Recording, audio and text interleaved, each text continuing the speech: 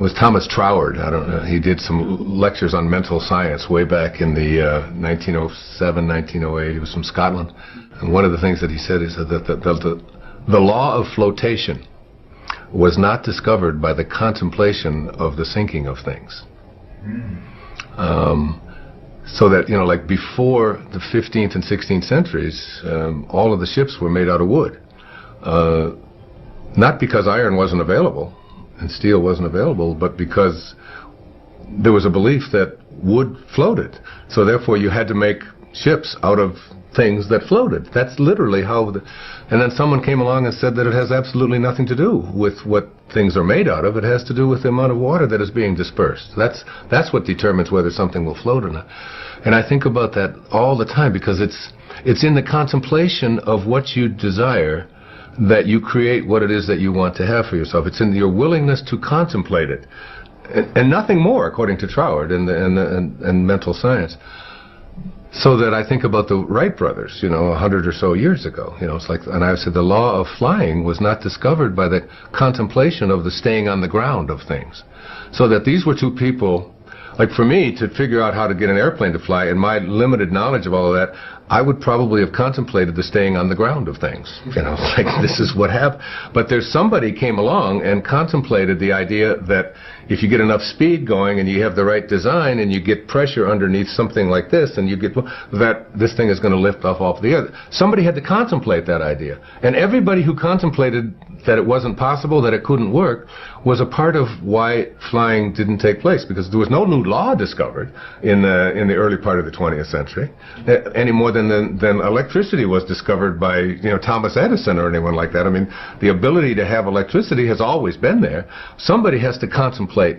So it's like in your own personal life, your willingness to contemplate yourself as a person who is capable of attracting into your life what you want, having the kind of relationships that you want, being able to have abundance where scarcity always exists.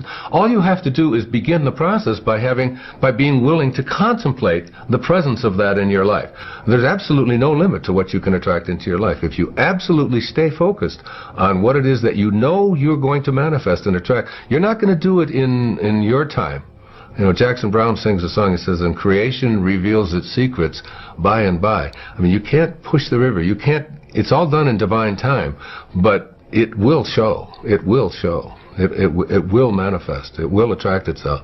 And I'm never surprised any longer about anything that I put my thoughts on, that I can attract it into my life. I just absolutely know that law of attraction and that it absolutely works. I know my beautiful daughter, who will be singing in a little while, Sky, she was working on a music project, and I was over on Maui and I was writing, and she called me. She said, "Dad, the problem is that the musicians that I need to be able to do this are not available, and you can't get them." And I said, "Sky, you've got to contemplate yourself as surrounded by the conditions which you wish to produce. Don't think about the musicians as not being available. Contemplate yourself surrounded by the musicians, and you'll see that when you reconnect to this source will provide. It always does. It's an unfailing system. It's fail-safe." She said, all right, Dad the dork, She called me back the next day. She said, "You're not going to believe this, Dad. I did what you said last night, and all the musicians are available." I just can't believe it. She said, "They called the ones that I wanted, especially they had a cancellation on something." She said, "The only problem is that the studios that I need in order to be able to record it are unavailable. There's no studios available in any place in South Florida, and I want to get this in, and I had given her a deadline of like 4 days to get this done, an entire CD." So she called me back and she said, "How do I get a studio?" I said, "Sky, contemplate yourself as surrounded by the conditions which you wish to produce. The law of flotation was not discovered." All right, I got it with the flotation, okay? She called me back the next morning. She said, "Dad, it's a miracle." She said, "The studios had a cancellation, and the studio that I really need and the musicians, they're all available. I can put the whole thing together. It's so exciting. This stuff really works." I said, "Of course it does." She said, "The only problem is that it costs quite a bit of money to pay these musicians and to have the studio time." I said, "Sky, honey, you've got to contemplate yourself as surrounded by the conditions which you want to produce. She said, that's why I'm calling you.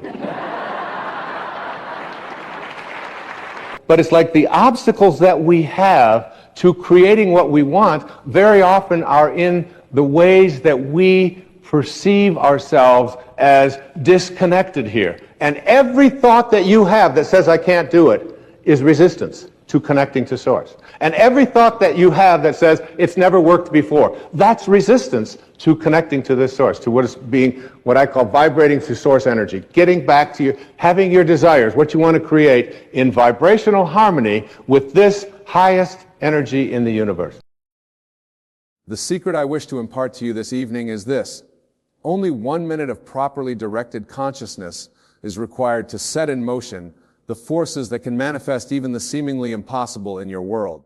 1 minute of perfect imaginative control can birth miracles that defy all logical explanation. Many of you have traveled great distances to be here tonight seeking answers, seeking transformation. You have tried countless methods, followed numerous teachers, and yet the fulfillment of your desires remains elusive. I say to you now, cease your searching in the external world. The kingdom you seek is within you, and it requires but a moment of proper attention to unlock its boundless treasures. When I speak of 1 minute, I am not speaking in terms of compromise or limitation. Rather, I am revealing to you the tremendous power that resides in a perfectly concentrated moment of consciousness. For time as you understand it in your waking state is merely an illusion, a creation of your own wonderful human imagination. In the realm of true creation, in the realm of imagination, there is no time.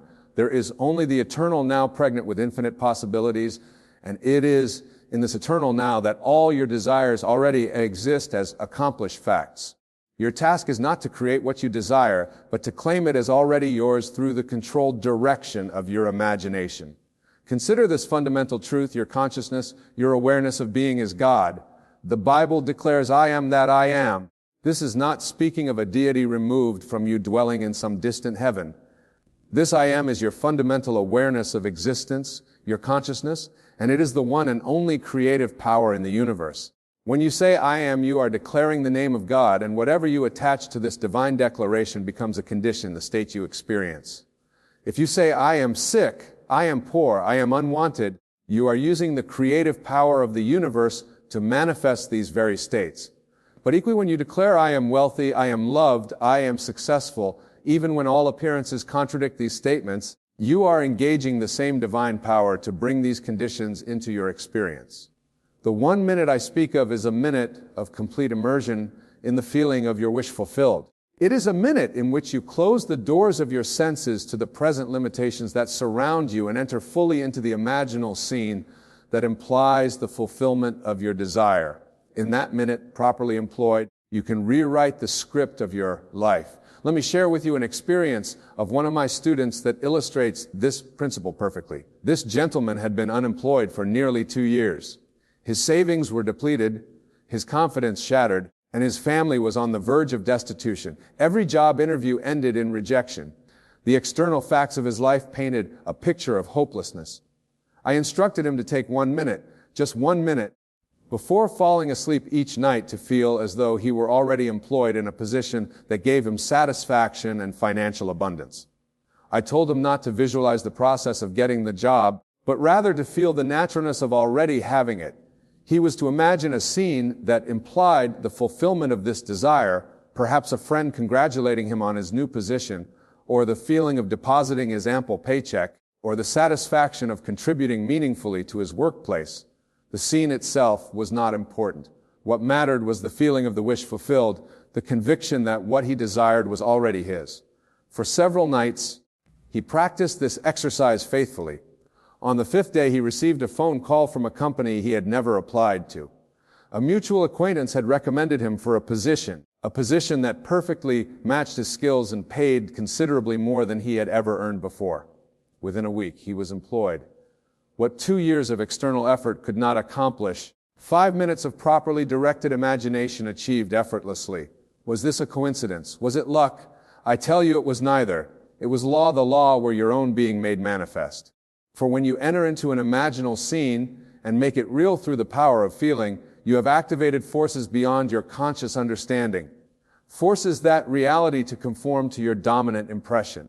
The scriptures tell us faith is the substance of things hoped for, the evidence of things not seen. This faith is not mere wishful thinking or intellectual acceptance of a doctrine. Faith is the feeling of possession, the assurance that what is not yet visible to your mortal eye already exists in the reality of your imagination. And your imagination, being God in action within you, cannot fail to objectify that which you have faithfully embodied in feeling. Some of you may be thinking, but Nebo, 1 minute seems too short a time to change the conditions of my life that have persisted for years. To this, I would say you underestimate the power of your own consciousness. It is not the duration of time spent in your imaginal act that determines its efficacy, but the intensity of feeling the completeness of your immersion in the state desire. A single match properly struck can set an entire forest ablaze. Similarly, a single moment of perfectly focused imagination suffused with the feeling tone of reality can set in motion the forces that will inevitably result in the manifestation of your desire, regardless of how impossible it may seem to your rational mind. The great secret that the mystics and sages have always known is that creation is finished. All that you could ever desire to be, do, or have already exists in what I call the infinite states of consciousness. Your journey is not one of creating anew, but of selecting and embodying the state that corresponds to your desire.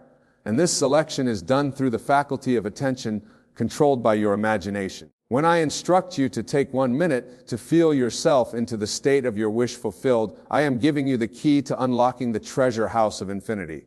For in that 1 minute, if properly employed, you transcend time itself. You step out of the limitations of your current state and enter a new state of consciousness, and your outer world must reshape itself to mirror this inner change. There was a woman in one of my lectures some years ago who had been diagnosed with an incurable heart condition. The physicians had given her perhaps 6 months to live. After hearing me speak on this principle, she decided to take 1 minute each day to feel the joy and gratitude of being perfectly healthy. She imagined hearing her doctor say, "I cannot understand it.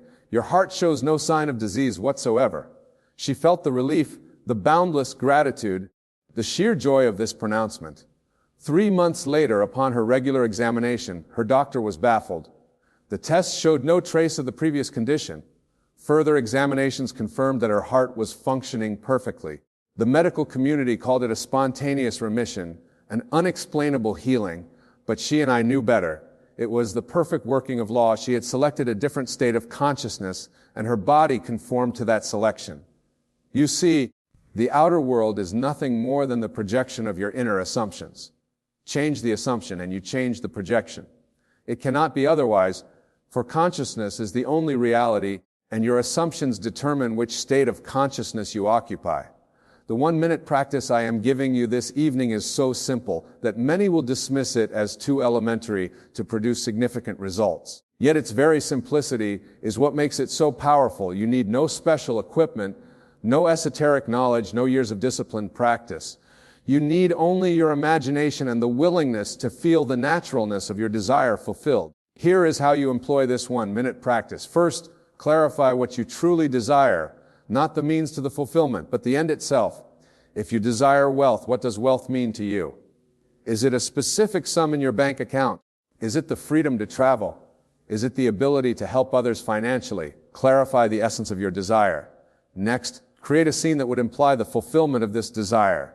If your desire is for perfect health, perhaps imagine a friend commenting on how vibrant and energetic you appear. If your desire is for a harmonious relationship, perhaps imagine yourself and your beloved sharing a moment of perfect understanding and joy. The scene should be brief, easily visualized, and imply that your desire is already fulfilled.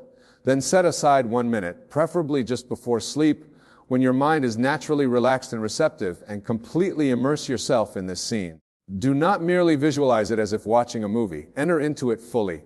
Be a participant, not a spectator. Feel the solidity of objects you would touch in this scene. Hear the sounds that would be present. Most importantly, feel the emotions that would be yours if this imaginal act were your present reality. For that 1 minute, let nothing disturb your concentration.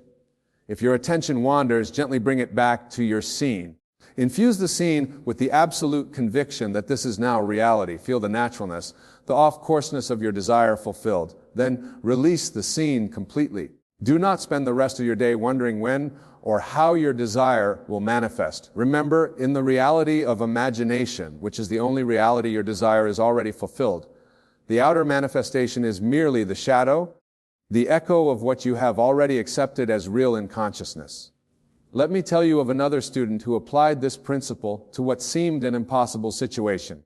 This gentleman was in his late 50s and had been passed over for promotion repeatedly in favor of younger colleagues. He had specialized knowledge that was valuable to his company, but management saw him as too close to retirement to invest in his advancement. After learning this principle, he took 1 minute each night to feel the satisfaction of being called into his supervisor's office and being informed of his promotion to regional director, a position 2 levels above his current role. He felt the handshake, heard the congratulatory words, felt the surge of validation that would accompany such an event. Within 3 weeks, a corporate restructuring was announced. The regional offices were being reorganized, and to everyone's surprise, including his own, he was appointed regional director. When he spoke with the executive who had selected him for the role, he was told, "We need someone with your specific experience and knowledge base to guide this transition." The decision became obvious once we reviewed the requirements. What appeared impossible, a double promotion for a man considered too senior for advancement, manifested effortlessly once he had planted the seed in consciousness through his 1-minute imaginal act. The Bible tells us the kingdom of heaven is like a mustard seed which a man took and planted in his field. Though it is the smallest of all seeds, yet when it grows it is the largest of garden plants. Your 1-minute imaginal act is this mustard seed, seemingly insignificant in its brevity, yet containing within it the full power of creation, which when planted in the fertile soil of your consciousness, must grow into the full manifestation of your desire. Many of you have been taught that worthwhile achievements require struggle, that you must earn your good through labor and sacrifice. This is the thinking of the world, and it has kept humanity in bondage for centuries. I am offering you freedom from this bondage through the recognition that consciousness, not action, is the foundational creative power. Right action will follow naturally from right consciousness. When you have truly assumed the feeling of your wish fulfilled, you will be automatically guided to take whatever steps are necessary for its manifestation in the outer world. But these actions will not be the strained efforts of someone trying to make something happen. They will be the natural, almost effortless expressions of your state of being. Some of you may be wondering about timing. How long, you ask, between my imaginal act and its fulfillment in the outer world? This is a question that cannot be answered with precision, for it depends on many factors: the naturalness of the state to your particular consciousness, the degree to which your desire conforms to what I call the law of assumption, and the time required for the reshaping of external circumstances. But know this: the manifestation will occur at precisely the right moment in what Scripture calls the fullness of time. Your task is not to be concerned with when, but to remain faithful to the assumption that your desire is already fulfilled, for the very concern about timing betrays a lack of faith in the reality of your imaginal act. I have had experiences where manifestation occurred within hours of my imaginal act, and others where months passed before the seed I had planted flowered into larger reality. But in every case, the manifestation came not because I made it happen through anxious monitoring, but because the law of consciousness is infallible. What you assume to be true with feeling must objectify itself in your world. You might ask, can this principle be applied to seemingly impossible situations, to the healing of supposedly incurable diseases, to the transformation of seemingly fixed circumstances, to the manifestation of desires that reason says cannot be fulfilled? And I answer you with an emphatic yes, for what appears impossible to your rational mind is merely a limitation imposed by your current beliefs about what is possible. When you shift your consciousness through the power of your controlled imagination, you transcend these limitations. You align yourself with the creative power that fashioned the universe, and to this power, which is your own wonderful human imagination, nothing is impossible. I know a man who was told by multiple medical specialists that he would never walk unassisted again after a devastating accident. Following the principle I am sharing with you tonight, he spent 1 minute each day feeling the naturalness, the joy of walking freely, feeling the ground beneath his feet, experiencing the ease of movement that had been his before the accident. Against all medical prognosis, Within 6 months, he was walking without assistance. His physicians were baffled, attributing his recovery to some anomaly in their initial diagnosis. But he knew the truth. He had selected a different state of consciousness, and his body had reshaped itself to conform to this new selection. This principle applies not only to individual transformation, but to the reshaping of relationships as well. If you are experiencing discord with another person, do not try to change them through external effort or persuasion. Instead, take your 1 minute to imagine an interaction with this person that embodies the harmony you desire.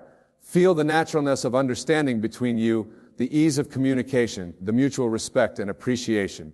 Do this faithfully, and you will be amazed at the transformation that occurs. Not because you have manipulated the other person, but because you have transformed your own consciousness regarding the relationship. And since all relationships exist in consciousness, the outer expression of the relationship must conform to your inner assumption. A woman once came to me in great distress over her marriage. For years, her husband had been emotionally distant, critical, and non-affectionate. They had tried counseling without success, and she was contemplating divorce as her only option for happiness. I instructed her to take 1 minute before sleep each night to feel the joy and gratitude of being in a loving, harmonious marriage with this same man.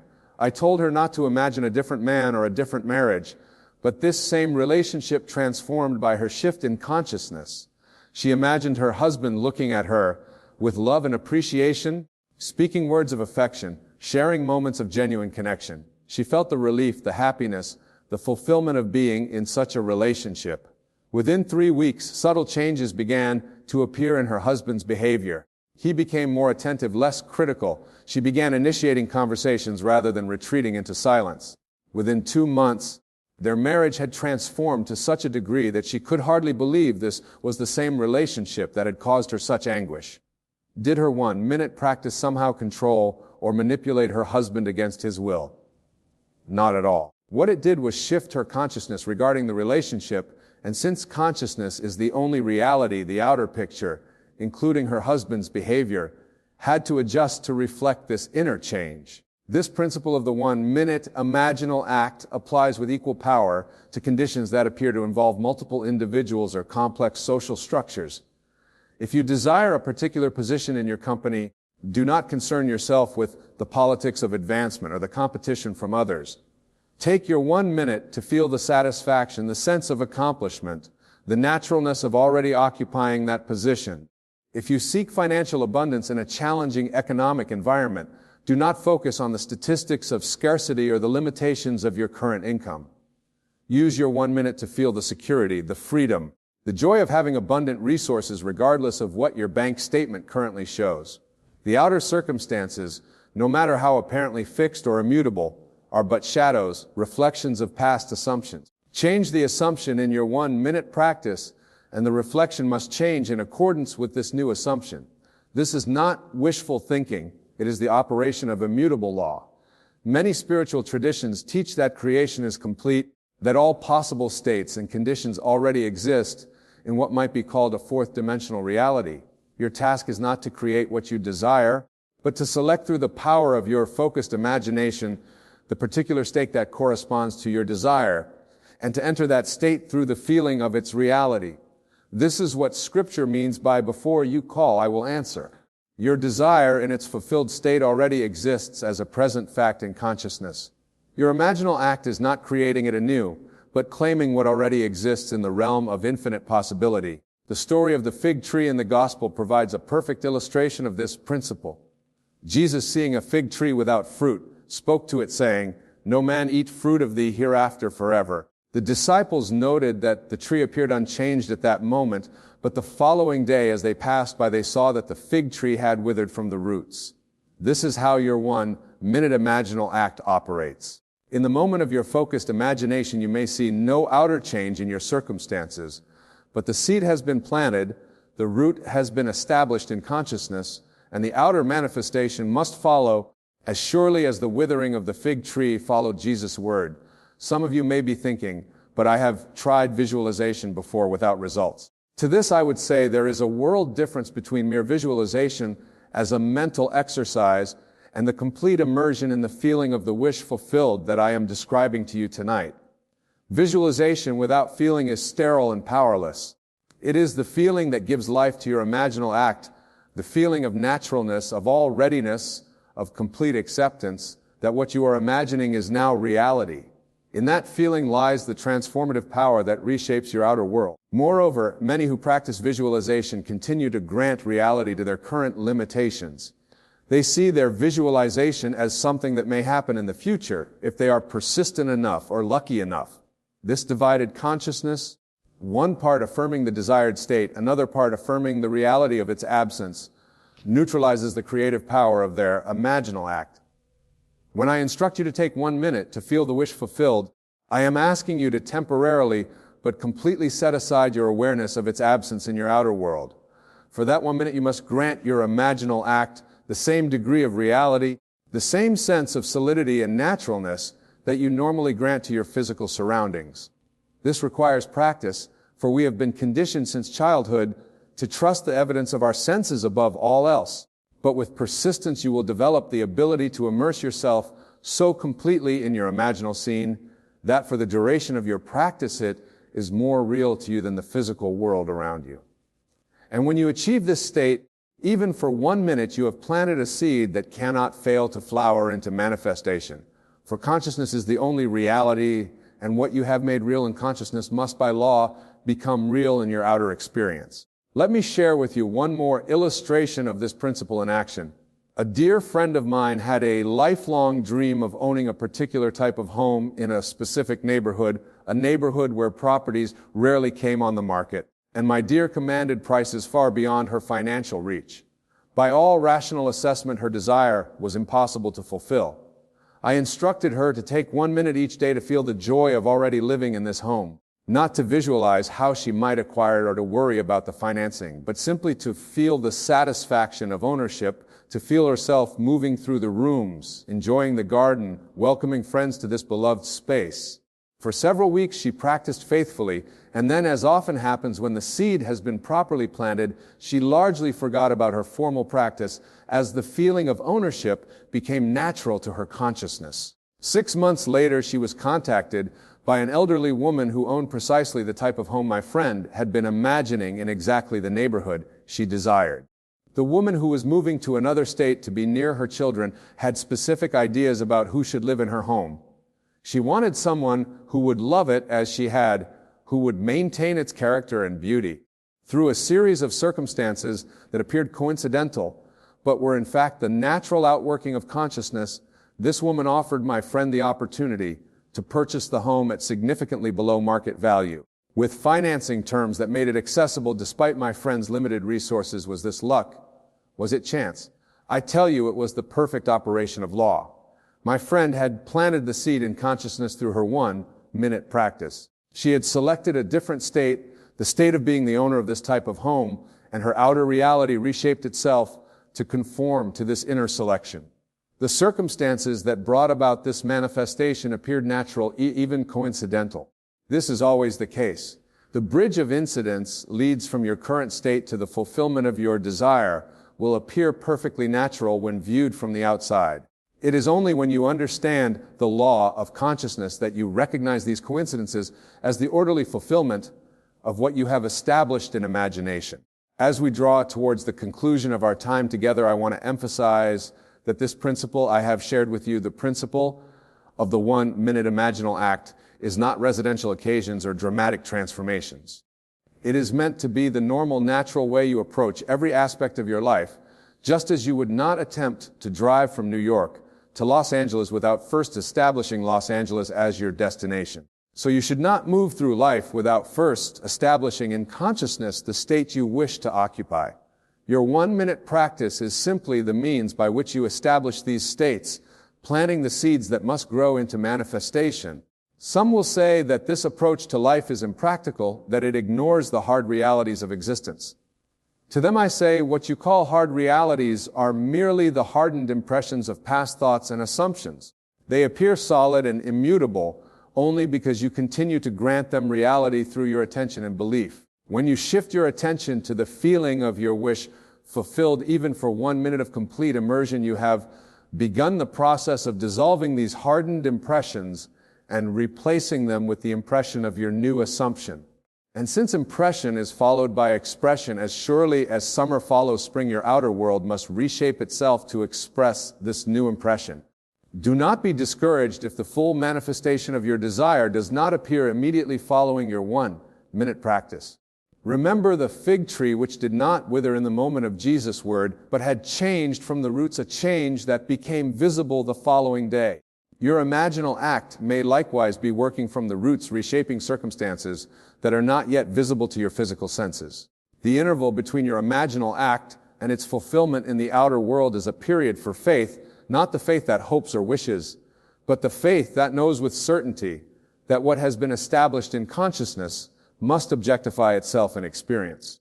This faith is not belief in something that may or may not happen. It is the deep knowing that creation is finished, that what you have felt as real in consciousness is already a fact in the only reality that matters. As you leave this gathering tonight, I urge you to put this principle into immediate practice. Select a desire, something you truly want to be, to do, or to have.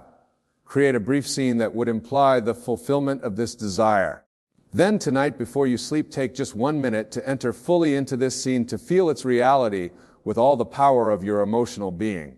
Do not approach this as a test of the principle, for doubt and testing imply the possibility of failure. Instead, approach it with the innocent wonder of a child who knows that what is imagined with complete faith is already in the process of becoming reality. 1 minute properly employed in the feeling of the wish fulfilled contains within it the power to transform your life in ways that may now seem miraculous or impossible.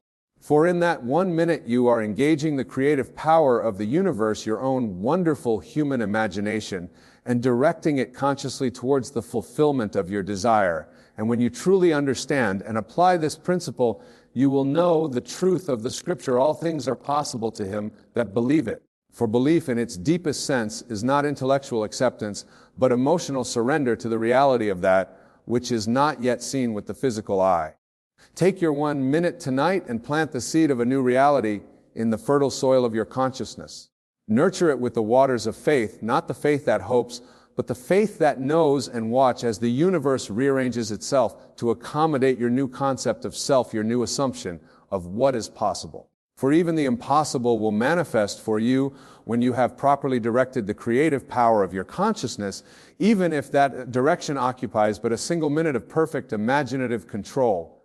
In that minute lies the key to freedom, to fulfillment, to the conscious creation of a life that reflects your highest desires. The choice is yours, the power is yours, the 1 minute is yours. Use it wisely, use it with complete faith in the creative power of your own wonderful human imagination, and prepare yourself for miracles, not as rare and unusual events, but as the natural expression of properly directed consciousness.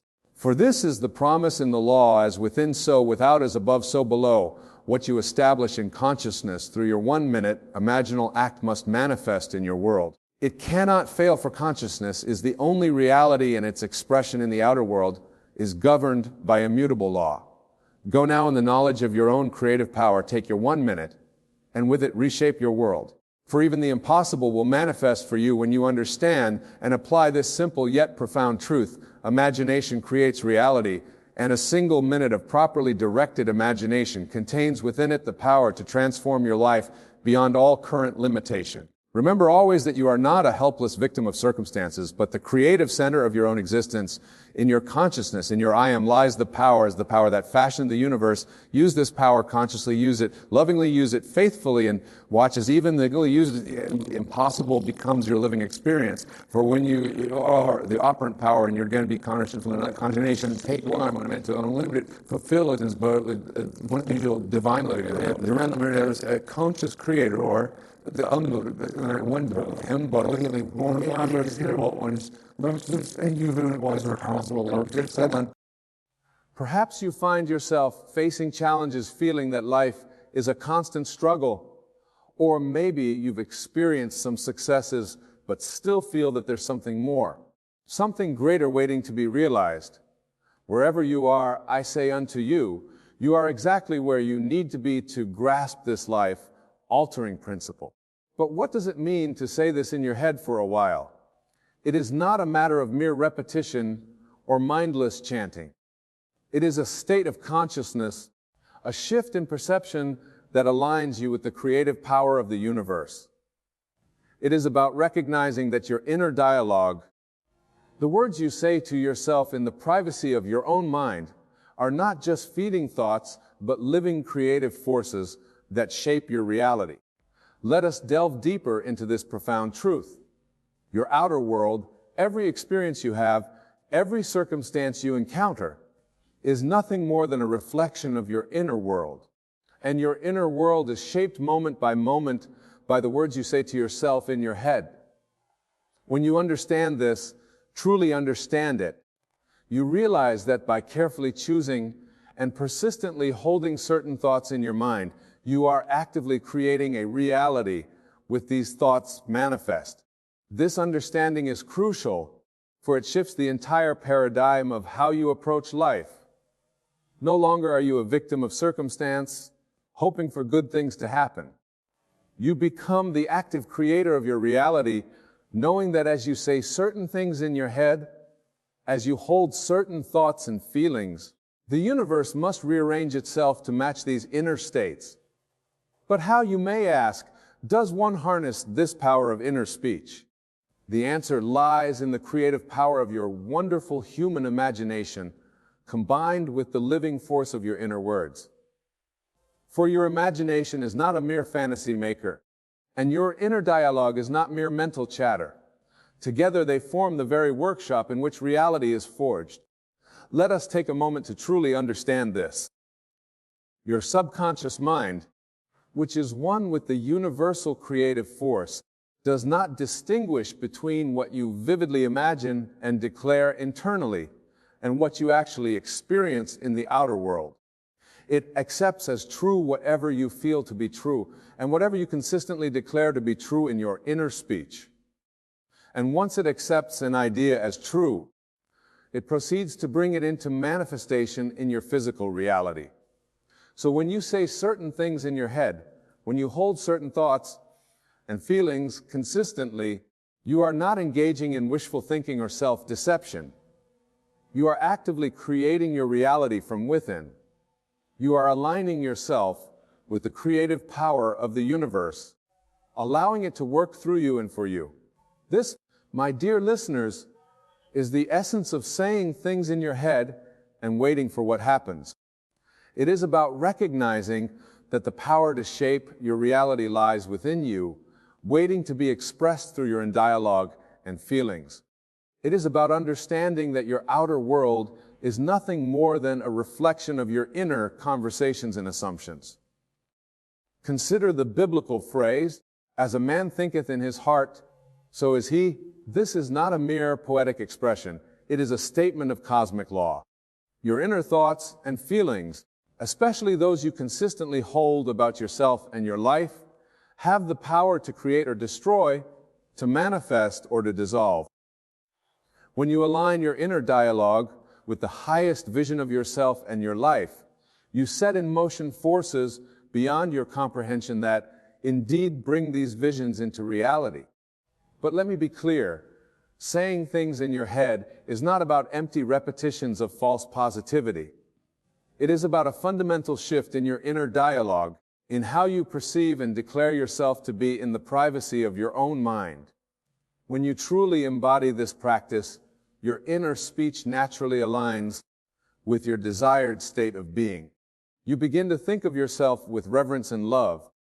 You declare your worthiness, your abundance, your health, your success, not as distant possibilities, but as present realities in your inner world. Let us explore this further with an example. Imagine a person whose inner dialogue is constantly negative. In their head, they might be saying things like, "I'm always unlucky, I'll never succeed, I'm not good enough." These inner conversations, repeated day after day, shape their subconscious beliefs and consequently their reality. They are in essence programming themselves for failure and limitation, creating a life that reflects these negative inner declarations. Now imagine this same person shifting their approach. Instead of negative self-talk, they begin to say positive, empowering things in their head. They might say, I am blessed with endless opportunities. I am worthy of success and abundance. I am more than enough. They say these things consistently in their mind, with feeling, with conviction, knowing that they are shaping their reality with each inner declaration. They live each day from this new inner dialogue, carrying themselves with the certainty of someone who truly believes these empowering thoughts. In this state, their entire experience of life begins to shift. They start to notice opportunities they might have missed before. They approach challenges with confidence rather than fear. They interact with others from a place of worthiness rather than insecurity. And in doing so, they begin to create a reality that matches these new empowering inner conversations. They allow a life of abundance, success, and fulfillment to flow into their experience, drawn by the power of their inner words and the feeling behind them. This principle applies to every aspect of your life. Whether you're dealing with health, relationships, career, or any other area, the key is to first say the right things in your head about that area. Declare your wholeness, your lovability, your success in the privacy of your own mind. For what you consistently say to yourself sets the tone for your entire life experience. Now, I can hear some of you thinking, but Nebo, isn't this just positive thinking? Isn't this denial of reality? And to this I say emphatically no. This is not about denying your current circumstances. It is about understanding the true nature of reality and the creative power of your inner dialogue and consciousness. Your current circumstances are nothing more than the fruit of your past inner conversations and beliefs about yourself. They have no power to determine your future unless you give them that power by continuing to think and feel their reality. When you shift your inner dialogue, when you begin to say new empowering things in your head, you are not denying reality. You are exercising your divine right to choose which reality you wish to experience. Remember, the outer world is dead. It has no life of its own. It is your consciousness expressed through your inner dialogue and feelings that gives life to your experiences. When you say negative things to yourself in your head, you are breathing life into a reality where these negative statements are true. But when you consciously choose to say empowering positive things in your head, you cause your outer world to rearrange itself to match these new inner conversations. This, my dear friends, is the true secret to changing your life through what you say in your head. It is about aligning your inner dialogue with the highest vision of yourself and your life, recognizing that this desired reality is seeking expression through you and allowing it to flow into your experience through the power of your inner declarations and feelings. But let me warn you, this shift in your inner dialogue is not always an easy path. The old habits of negative self-talk, of saying discouraging things to yourself in your head, are deeply ingrained in our collective consciousness. As you embark on this new way of thinking, you may find resistance arising within you. Doubts may creep in. Old thought patterns may try to reassert themselves. When this happens, do not fight against these thoughts. Simply observe them, acknowledge them, and then gently return to saying the empowering things in your head. For the war is not won by battling against what you don't want to think, but by persistently thinking what you do want. This persistence, this unwavering commitment to maintaining a positive inner dialogue in the face of contrary evidence is what allows you to truly change your life. Think of it like tuning the radio. When you're trying to listen to a particular station, you don't focus on eliminating all the other stations. You simply tune into the frequency you desire.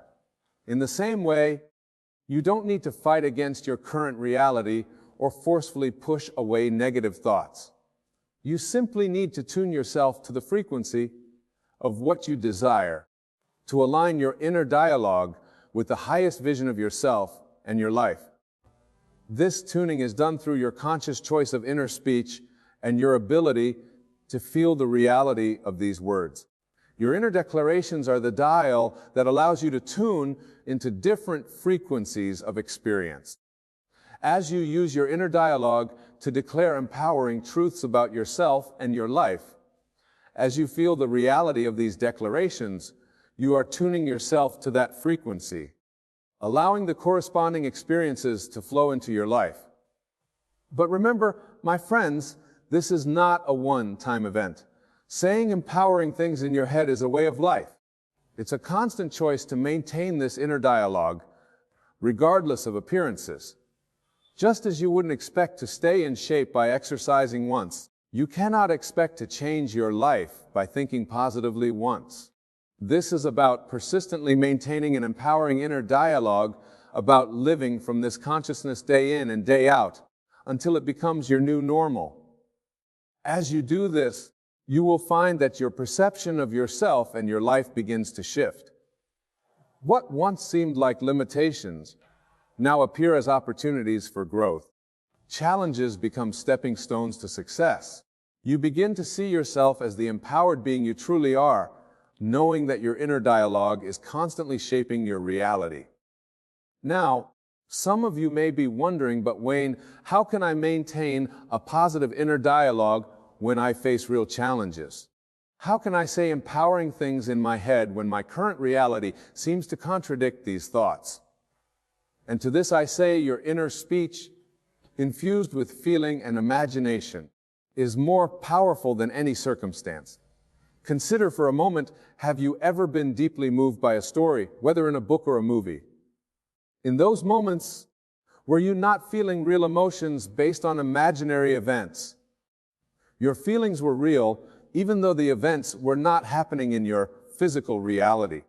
This is the power you must harness when you say things in your head. You must use your imagination to infuse your inner speech with feeling. As you say empowering things in your head, imagine how you would feel if these things were already true in your life. Feel the joy, the gratitude, the sense of fulfillment that would come with these realities. Feel these states as vividly and as consistently as you can as you engage in your inner dialogue. The key is to make your inner speech as real to you as possible. Engage all your senses. As you say things about abundance in your head, feel the sense of security and freedom that comes with abundance. As you declare perfect health in your mind, feel the vitality and energy coursing through your body. As you speak of success internally, see yourself in your mind's eye achieving your goals. Hear the congratulations of others. Feel the sense of accomplishment. Make it real in your mind and heart as you say these things in your head. But here's a crucial point, my friends. The goal is not to say things in your head about specific outcomes. The goal is to say things that align with your essential self, your true identity. For it is this alignment with your true self that is the real attractor of your experiences. Let me illustrate this with an example. Instead of just saying, I am wealthy in your head, align your inner speech with the essence of abundance. Say to yourself, I am one with the source of all abundance. Prosperity flows to me and through me effortlessly. I am worthy of unlimited abundance. Instead of merely thinking I am healthy, align your inner dialogue with the essence of well-being by saying to yourself, I am one with the source of all life. Perfect health is my natural state. My body is a temple of vitality and well-being. By aligning your inner speech with your essential self, rather than just external conditions, you allow the universe to bring your desires to you in ways that might far exceed your specific imaginings. You open yourself to possibilities beyond what your current mindset can conceive. This is the true art of saying things in your head and waiting for what happens. It's not about forcing yourself to believe something against all evidence. It's about aligning your inner log with the truth of your mind nature, your oneness with the creative power of the universe. It's about saying things in your head that resonate with the highest vision of who you truly are. As you practice this, you may find that your outer world begins to shift in subtle ways. Perhaps you start to feel more confident and worthy, or you find yourself naturally making healthier choices, or opportunities for abundance seem to appear out of nowhere. These are all signs that your inner shift, brought about by your empowering inner dialogue, is creating ripples in your outer reality. Don't discount these small changes. Celebrate them.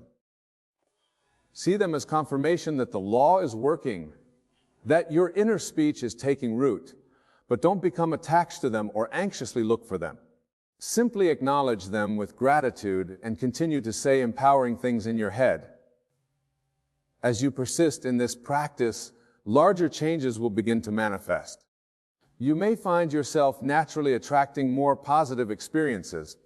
You may notice that your relationships improve, that your health flourishes, that abundance flows more freely into your life. And as you continue to maintain this empowering inner dialogue, you'll discover that life becomes an exciting adventure of ever-expanding good. But remember, the outer manifestation is not the goal. The goal is the state of consciousness from which blessings naturally flow. This is a crucial point, my friends. When you're truly saying empowering things in your head, when you're fully embodying this state, you no longer need external circumstances to confirm your worth or success. You're already whole, already complete in your knowing that you are a divine, limitless being. And paradoxically, it's in this state of inner assurance that you're most likely to experience a life filled with manifest blessings. Now, some of you might be thinking, but Wayne, what about action? Don't we need to do things in the physical world to change our lives? And to this, I say, yes, action is part of the process. But it's inspired action, not anxious doing. When you're consistently saying empowering things in your head, ideas and opportunities will naturally present themselves to you. You'll feel inspired to take certain actions, to move in certain directions. These actions won't feel like struggle or effort. They'll feel natural, joyful, almost effortless. This is the difference between trying to make things happen and allowing them to happen. When you're trying to force changes in your life, actions feel stressful, born out of fear and doubt. When you're maintaining an empowering inner dialogue, actions flow naturally from your aligned state. Guided by an inner wisdom, know exactly how to bring about the manifestation of your desires. Consider the example of a flower. A flower doesn't strain to bloom. It doesn't force itself to grow. It simply unfolds naturally, expressing its innate beauty. You, my dear listeners, are no different. When you align your inner dialogue with your true divine nature, you allow your life to unfold naturally and beautifully, expressing the infinite good that is your birthright. But let me be clear, this state of allowing is not passive. It requires an active use of your inner speech, a deliberate and consistent practice of saying empowering things in your head. It requires faith, not blind faith in external circumstances, but faith in the creative power of your thoughts and consciousness. This faith is not about believing that good things will come someday in the future. It's about knowing that you are whole and complete now, in this very moment, and that your inner dialogue is constantly shaping your reality to reflect this empowered state. As you cultivate this faith, as you persist in saying empowering things in your head, you'll begin to see evidence of these empowering thoughts manifesting in your outer world. These signs may start small, an unexpected opportunity, a fortunate coincidence, a sudden insight that changes your perspective. Do not discount these signs, no matter how small they may seem, for they are confirmation that your inner world, shaped by your empowering inner dialogue, is indeed shaping your outer reality. They are breadcrumbs leading you to the full realization of the empowered life you are creating through your thoughts. As we near the conclusion of our discussion, I want to address a common concern that arises when people first encounter this teaching. Many worry that focusing on their inner dialogue and saying empowering things in their head might somehow make them self-centered or disconnected from others. But I assure you, My friends, the opposite is true. When you truly understand the principle of maintaining and empowering inner dialogue, you realize that you are not separate from others. As you elevate your own consciousness through your inner speech, you are elevating the consciousness of all. Your empowering thoughts, far from disconnecting you from others, actually expand the field of possibilities for all. Moreover, when you are coming from a place of inner empowerment, you naturally have more to give to others. You become a channel through which blessings flow, not just to you, but far through you to the world. Your inner dialogue creates a ripple effect, touching the lives of everyone you encounter. This is the true gift of saying empowering things in your head and waiting for what happens. It's not just about improving your individual circumstances, although that will happen. It's about aligning yourself with the fundamental nature of the universe, which is boundless good. It's about recognizing your own divine nature and allowing it to express itself fully through you. In this state of alignment, of consistently maintaining and empowering inner dialogue, you become a channel for the most beautiful expressions of life. Ideas flow to you effortlessly. Opportunities present themselves naturally. The right people and circumstances appear in your life at the perfect time. This is the magic of living from a state of empowered thinking. But remember, this magic is not something external to you. It's not some cosmic force that you need to appease or manipulate. It is the natural expression of your own consciousness when it's aligned with the truth of your being. You are the magic. You are the miracle. You are the one to whom you are speaking these empowering words in your head. As we draw our time together to a close, I want to leave you with a final thought. The principle we've explored tonight, say this in your head for a while, wait for what happens, is not just a technique for creating better circumstances. It's about recognizing your true nature as a divine creative being. It's about aligning your inner dialogue with the fundamental truth of being and allowing your grandest expression of life to flow through you. When you live from this understanding, everything changes. The world becomes a friendly place filled with infinite possibilities. You no longer see yourself as a small, separate being struggling against external forces. Instead, you recognize yourself as the creator of your reality, the author of your own life story. In this state, there's no need to beg or plead for good things to come into your life. For you understand that you are the source of all good. Your job is simply to maintain an empowering inner dialogue, to live from this consciousness, and to allow the universe to arrange the details of their manifestation. So, my dear friends, as you leave here tonight, I urge you to embrace this principle with all your heart. Don't see it as a technique to be applied occasionally, but as a way of life to be lived continuously. Use your mighty imagination to infuse your inner speech with feeling. Feel the naturalness of being the empowered being you truly are. Live from this state, persist in this inner dialogue, and watch as your world rearranges itself to match your thoughts. Remember, you are not a helpless being pushed around by external circumstances. You are the operant power in your world. Your inner dialogue infused with feeling is the one and only reality. All things are possible to him who believes and declares internally for belief and inner declaration shape reality. In your journey of saying empowering things and wait heading for what happens, let this knowing be your guiding light, leading you unerringly to the realization of your highest potential. Go forth from here with this knowledge. Apply it in your life. Test it. Prove it to yourself. For in doing so, you'll discover the truth of who you really are. You'll tap into the limitless power that has always been within you. And you'll experience the joy, the freedom, the fulfillment that comes from living in alignment with the laws of creation. Start now. Say empowering things in your head. Let these thoughts permeate every aspect of your being. For in truth, you are already that empowered being. You are already living in a reality of infinite good. All you need to do is open your heart. Embrace this truth in your inner dialogue and allow it to express itself more fully in your experience.